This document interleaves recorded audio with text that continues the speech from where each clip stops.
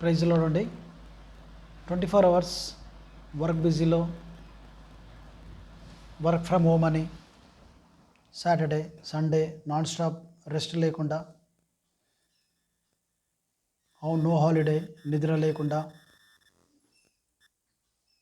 మనం work from home అని సిస్టమ్కి అతుక్కుపోయి వర్క్ చేయడం కరెక్టే, పని చేయడం కరెక్టే, కానీ శరీరానికి రెస్ట్ అవసరం, కానీ నిర్లక్ష్యం అనవసరం.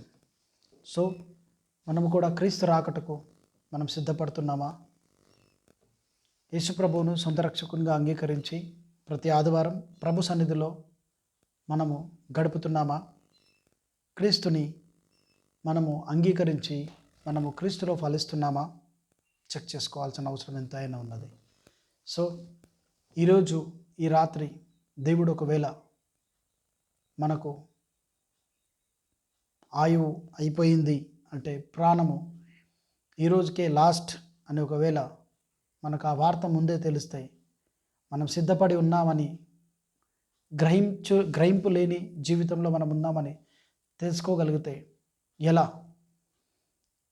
సో ఈరోజు నేడు అనే దినం ఉండగానే క్రీస్తుని సొంత రక్షకునిగా అంగీకరించి ఆయన రాకటకు సిద్ధపడి మనము అనేకులను క్రీస్తు వైపు నడిపించడానికి మనం ఎంతవరకు క్రీస్తు కొరకు బ్రతుకుతున్నామని మనము తెలుసుకోవాలి.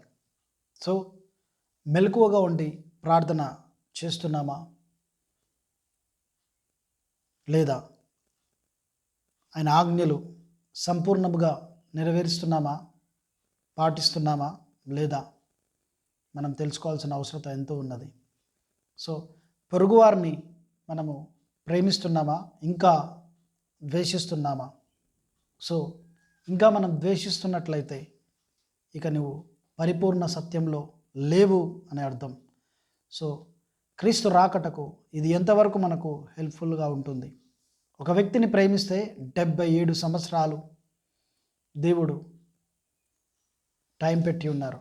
77 సంవత్సరాలు ఒక వ్యక్తిని క్షమించే స్థితిలో, భరించే స్థితిలో, ప్రేమించే స్థితిలో ఉన్నావా? గ్రహించాలి. సో చూడండి, రక్షణ చాలా వాల్యుబుల్, పరిశుద్ధత ఎంతో వాల్యుబుల్, నీతికరంగా పరిశుద్ధంగా బ్రతకడం ఎంతో వాల్యుబుల్. అలా అని మనమే నీతిమంతులమని డిసైడ్ కావాల్సిన అవసరం లేదు. బికాస్ మన నీతిని బట్టి కాదు, ఆయన నీతిని బట్టి మనం నీతిమంతులుగా, ఆయన రక్త బలియాగమును బట్టి మనం నీతిమంతులమని వచనం ఉన్నది.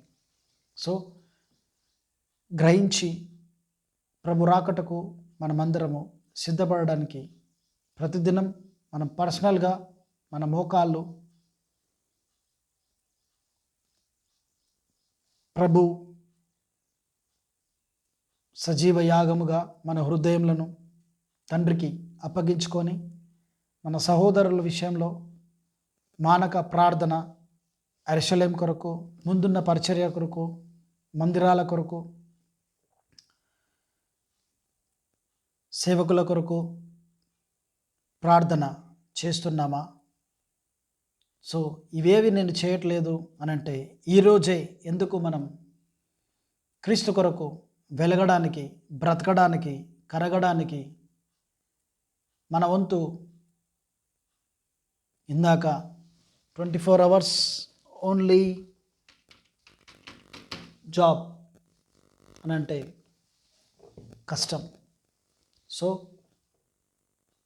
ఈ శరీరంలో మన జాబ్ అయిపోతే పరిస్థితి ఏమిటి? సో ఆన్లైన్లో ఉండగానే ఆఫ్లైన్ గురించి ధ్యానించి